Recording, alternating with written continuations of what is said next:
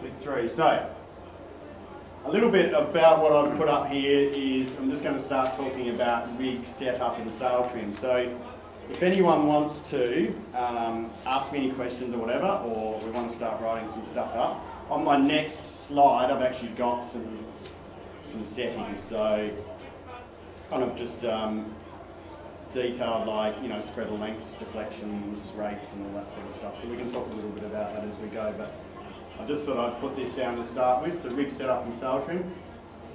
So something that's always pretty important is calibrating and having marks on everything for your settings, okay? So that's pretty much everything that moves on the boat. So things like outhaul, Cunningham, even your bang, your rig tension, your mast ram. Okay, all these things should be calibrated somehow. Okay, and I know generally when we come to rig tensions and stuff, we'll get the tension gauge out, we'll go pull it on and we'll go, yep, that's it, that's the 180 kilo mark or whatever. Let's mark that on the mast or in the bottom of the boat. So that sort of stuff's good, but I think what we do also is just mark things like outhauls, Cunninghams, you can mark your vang, and we have a simple little system on our boat where we mark the vang. It's just basically a bit of red whipping twine, about 10 mil long, and it's just a reference as where it goes past another block. Okay, so it's moving past another block like that, and it's just reference points. So if you can just get used to your reference points, get used to your settings, and get used to calibrating all your marks, it will just make it so much easier to sail the boat. And when you have a good day and you're sailing and you've come up the water and, geez, we were fast today, really make mental note or even write down in your logbook or whatever where those settings were, okay? Now, does that make sense? Anyone? Does everyone has calibration marks? Everyone's got most things marked. I mean, you can, you know, just mark everything, like just put a reference mark to something. It always works really well. I know with the mast ram, we actually use the mast in the gate, and we mark the neutral setting, and then we mark it when it's fully jammed forward. So it might be in drifting conditions, you've got the mast right forward. So we'll mark exactly where it is, so we can just pull it on and go, yep, it's spot on, it's right in the right position, okay? It kind of takes the element of doubt away, okay? So you know exactly where you're at, okay?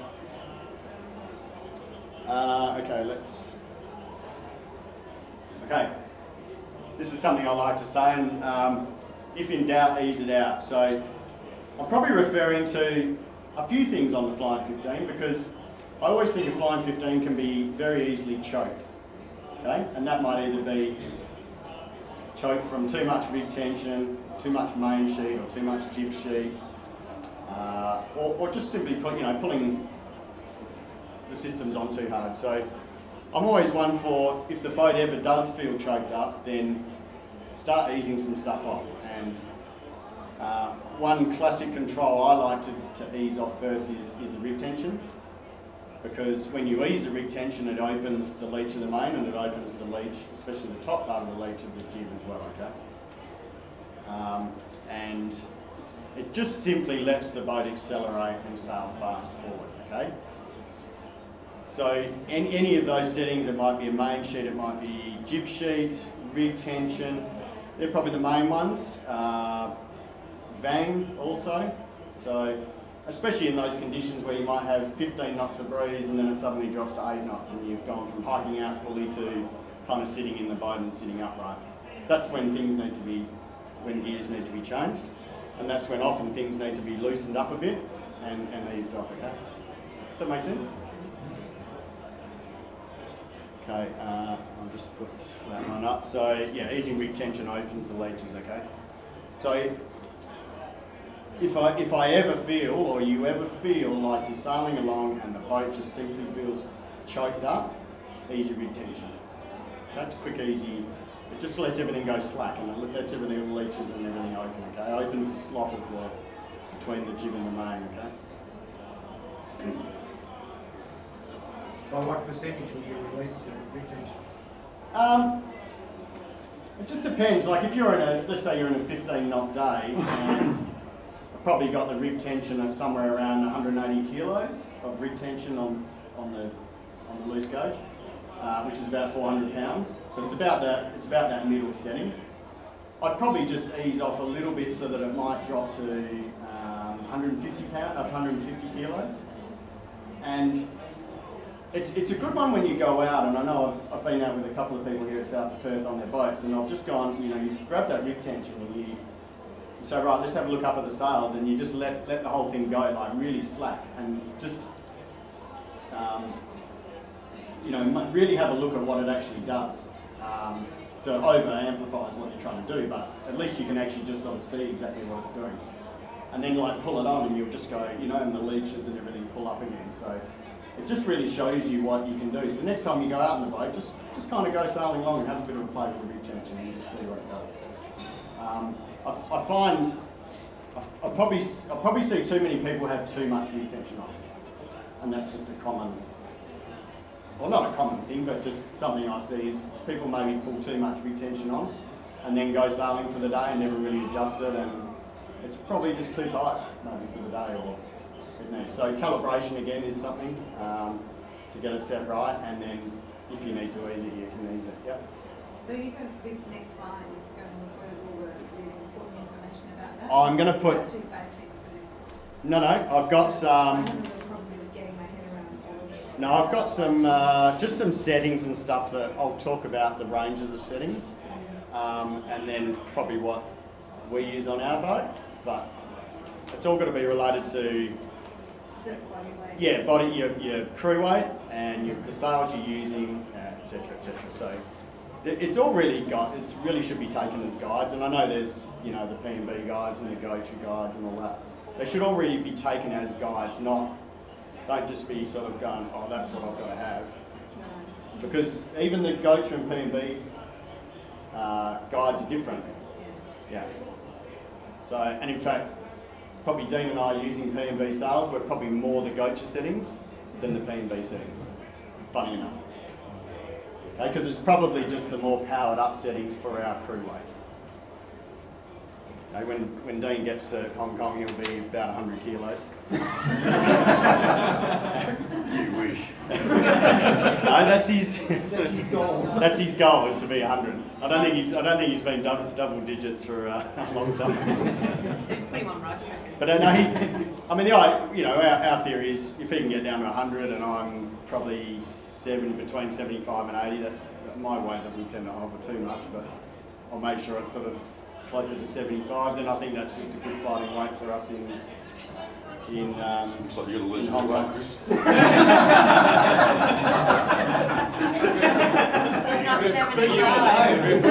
Hang on. Rupert, there is a section in here about hiking technique. Don't speak too soon, all right? We don't have enough time. No, that's right. Yeah, I'll come to some of the settings and we can talk about it, if you like, more about it. So I'm kind of just throwing a few of these little notes up here because it's just prompting me to talk about stuff, but it's good you ask some questions and stuff. So.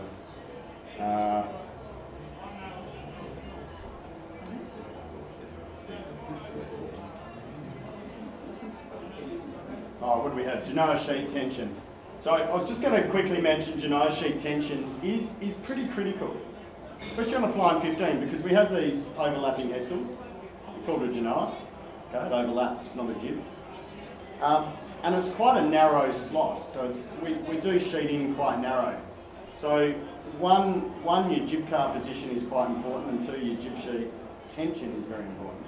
Well, that's actually probably more important than jib sheet tension. So, sorry. Go on.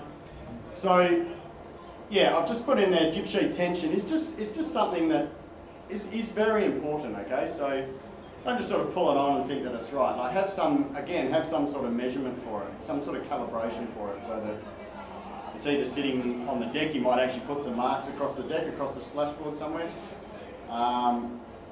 That's probably the easiest way to mark it. And also just hopefully you've got, most of the sails now come with windows near the spreaders so that you can actually see the leach of the jib.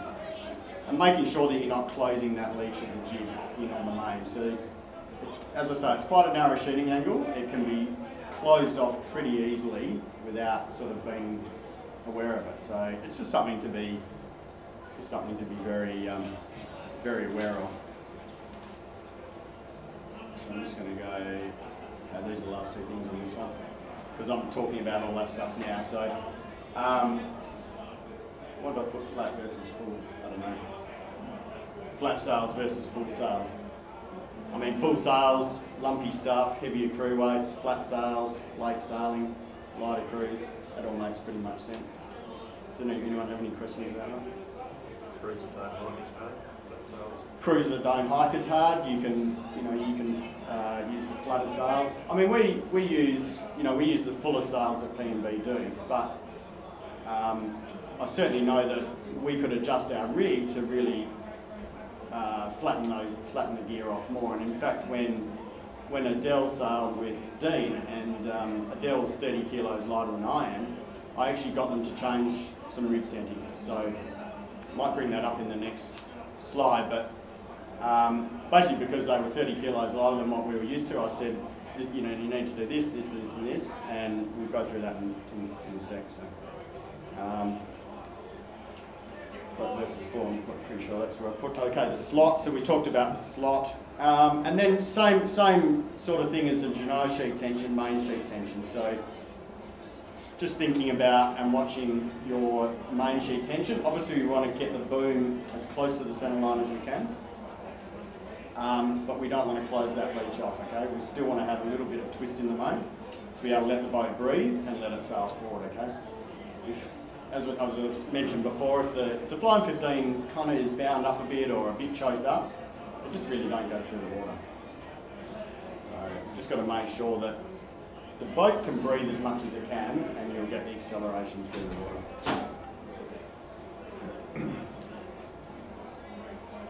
Sana, how are we?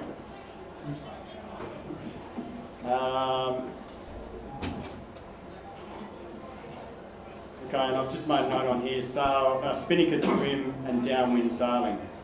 I should get Nick Jerwood up to talk about downwind sailing. Nick's the specialist at that. But what he does very well is he sails the boat just very nicely, heeled into windward a little bit.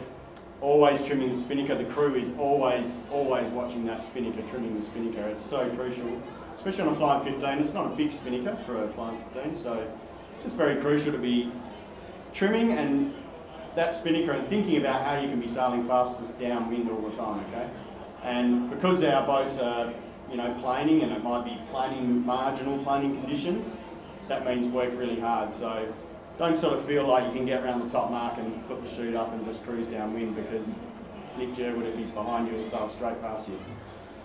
So it's something Dean and I do. We work our asses off downwind, and when we sail well, we'll hold Nick off, and when we don't, he'll get past us. But it's downwind. You can actually make, you can gain and lose quite a lot as well, and it can happen quite quickly too. So. Right. Yep. While you're on rig tension and downhill, do you feel it's necessary to ease the rig tension dramatically downhill, or how much, or not at all? I don't tend to do it at all, because your side stays are fixed. Yep. And I sort of figure that if you let it go, it's almost, the rig tension is kind of pulling the mast forward a bit. Yeah. So my theory is, if you let that rig tension off, the mast is just starting to come back a bit, and really you want the mast to go as far forward as you can. Like if you've ever seen Etchels or you've ever sailed an Etchel, they'll let them right off, and the tip of the mast is almost over the bow of the boat, like incredibly far forward, and it's just, it's just proving the fact that it's much faster. So regardless of the wind strength, you tend to leave it the same? Yeah, I tend to leave it just fixed. Yeah.